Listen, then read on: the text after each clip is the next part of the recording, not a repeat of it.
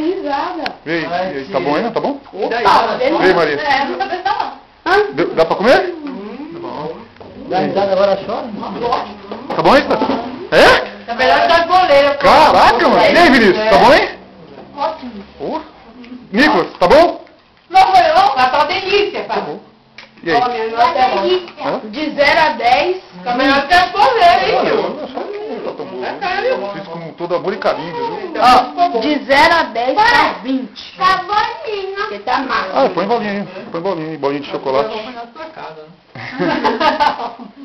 Que assim? Ele tá fazendo boleiro, ó, né? Ó, eu fiquei das 10 da manhã até as 2 horas da tarde aqui na cozinha.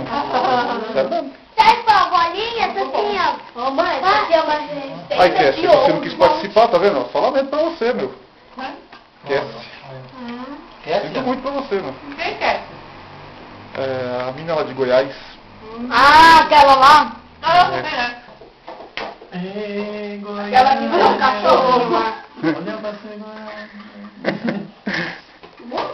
Então aqui tá os Vamos meus montar um sobrinhos, negócio todos os meus no quintal. sobrinhos, certo? Eu que fiz o bolo, foi na... Então fiz vamos na montar um raça. negócio disso. É bom boleiro, vamos no negócio Ah, disso aí de de bolo. repente, né? Quem sabe, né? E eu fui o número 1. É, o X foi o número 1, mas... Pulseirinha pro Ponieri, não. Cafezeira. Não tem bolo, né? Agora é minha vez de comer, sinto muito. Faz pressa.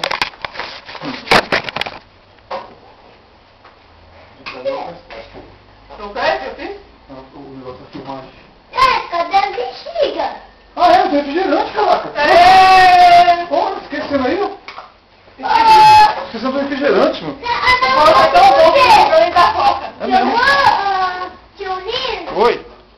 tá faltando a bexiga, porque você não comprou? É porque a religião não permite. Então você vai no negócio. Ó, não tá muito quente, não tá muito quente, não. Tá bom. Então você pegou. Roda banana.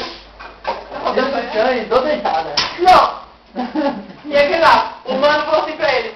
Então, agora eu vou mandar um salve. Aí mandou salve, não sei quem, salve, não sei quem. Tô com medo de deixar aqui e cair. Já caiu já aqui. Pegar, aí vamos ver.